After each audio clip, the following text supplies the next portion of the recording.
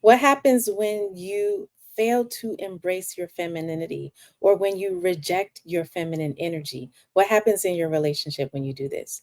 We're going to dig into it. Welcome back to the channel. This is Dr. Nicole.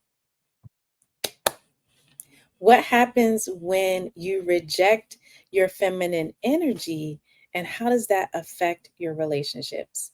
I'm Dr. Nicole. Welcome back to the channel. I want to do this reaction video to help you further understand the power of your feminine energy and the dangers of rejecting it. Okay, so just look at this quick video and let's dig in.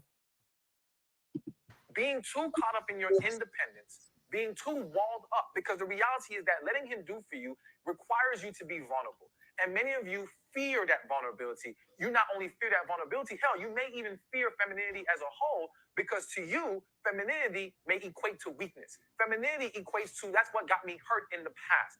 And so now you think by having that wall up, by I'll take care of it myself, by not having to rely on no man, I emotionally protect myself from being hurt and let down. But in actuality, you cause more damage. You add more stress to your life, and you don't allow your feminine energy to come out of you, which it not only repels the kind of man that you want, that masculine man, it draws in the man who will put the burden on your back, who will leech off of you, who doesn't mind you being the one carrying all the stress and being overwhelmed, because those men don't walk in their masculine energy. All right, ladies, did you hear that last part?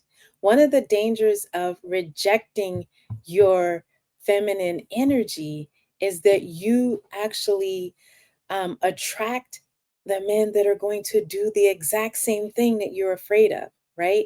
So many times we put up these walls because we feel like it's going to protect us, that it's our softness, it's our femininity, that all of that is what got us hurt in the first place. And so we put up a wall, we say never again, or maybe it wasn't us that it happened to directly. Maybe this was messaging that we were told from our aunties and cousins or other people in the community that said, girl, don't trust a man, right? You don't need a man. How many people have said those words, and how has that subconsciously impacted your view of relationships and how open you can be in them?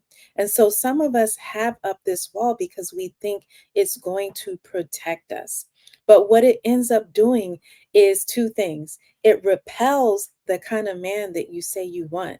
You want a protector. You want a provider. You want someone who's in tune with you, right? It's hard to get in tune with someone if you are so cut off and you're not allowing yourself to be vulnerable at all.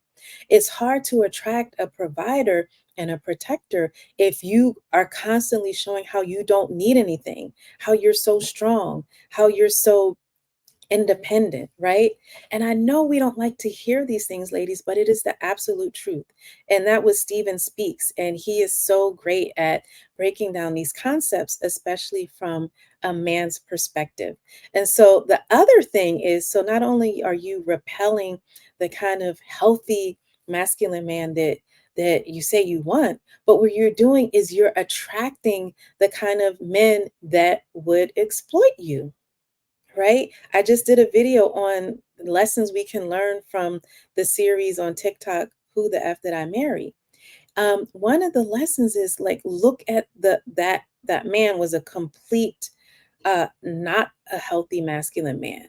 Men like that are attracted to a sense of, when you are not fully in your feminine, or they can sense a level of desperation or something, right? They can sense that that they can get over. And this is not at all to blame the victim, but this is to say, when you don't fully lean into and embrace your feminine energy, what happens is you repel what you want and you attract the thing that you don't want, because you're strongly in your hyper independence, self reliance, masculine mode.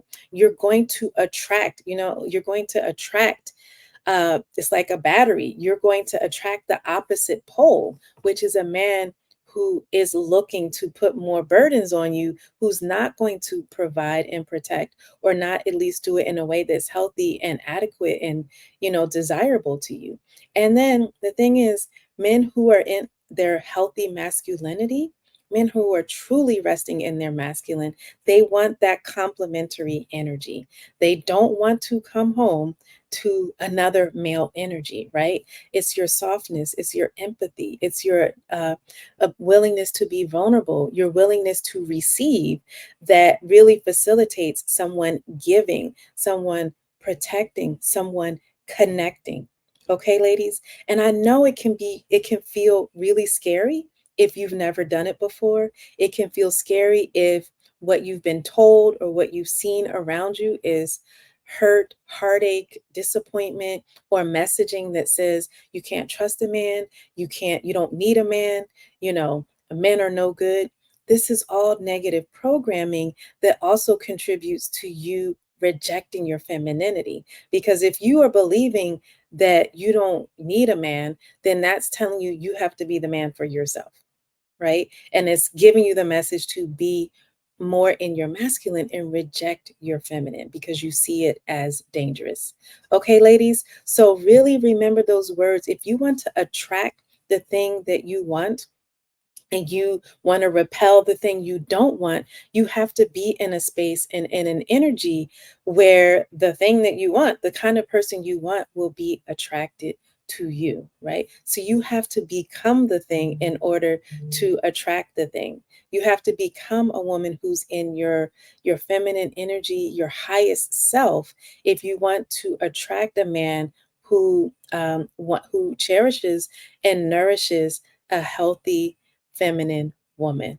Okay, tell me what you think in the comments. Don't forget to comment, share this video, subscribe to the channel, and more importantly, make sure that you hit that notifications bell so you don't miss any videos. All right, take care. I'll see you in the next video.